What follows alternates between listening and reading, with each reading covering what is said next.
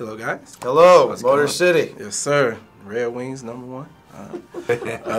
Tell me, how fun was it making this movie? Probably as fun as it seems. Here we are. None of us live, obviously, not obviously, but none of us lived in Winnipeg. And so here we were, Montreal boys, Minnesota boys, Toronto boys, all just away from home, dropped into this city for 3 months, making this testosterone-fueled piss and vinegar opera. And it was summer camp with per diem. And how did you get involved?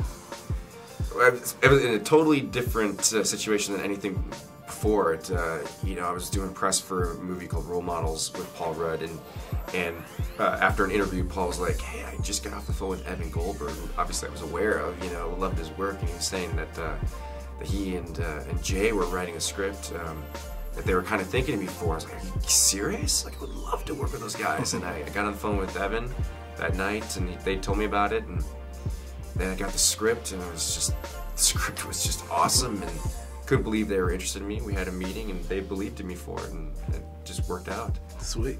How long did it take you to write the script?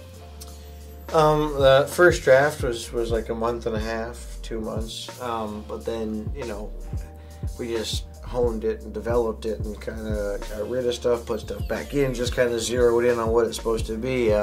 But the developmental process itself was about 3.5 to 4 years. A lot of stuff has to go right to get a movie made.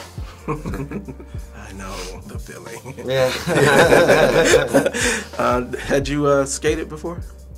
No. Yeah, I'm trying Go to think. figure. What's funny is I've been trying to give a nice, colorful answer. I think the best way to say it is No. just no. No.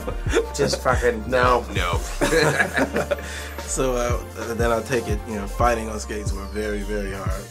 It was. It's yeah. its own martial art, right? Yeah, well, it's so different. I was just like, wow, these guys just wail on each other. They just hold on and they just wail on each other. So it was kind of good for me to be able to hold on to them because I can't skate. So I was using that for balance. That's nice.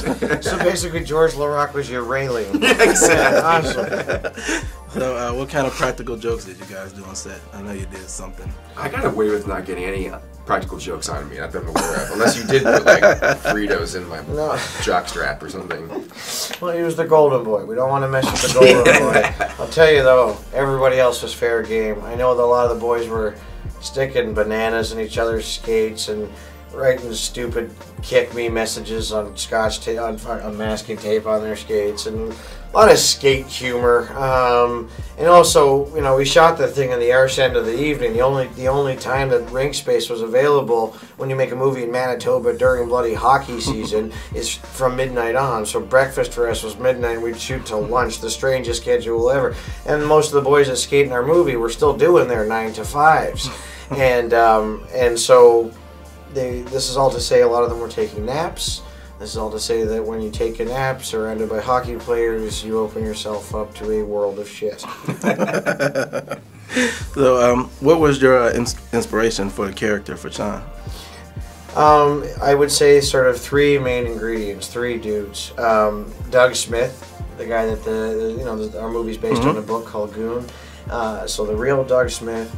A cat called Mike Bajorny, who is this guy I saw in a documentary called Les Chiefs, which is one of the best sports documentaries ever made. And it's about this minor league team in Quebec, and he's born to, his granddad's a doctor, his dad's a doctor, his brother's a filmmaker, and he wants to play hockey and punch guys, and he's not the biggest hit in his family. And then I kind of crossbred those guys with my dad.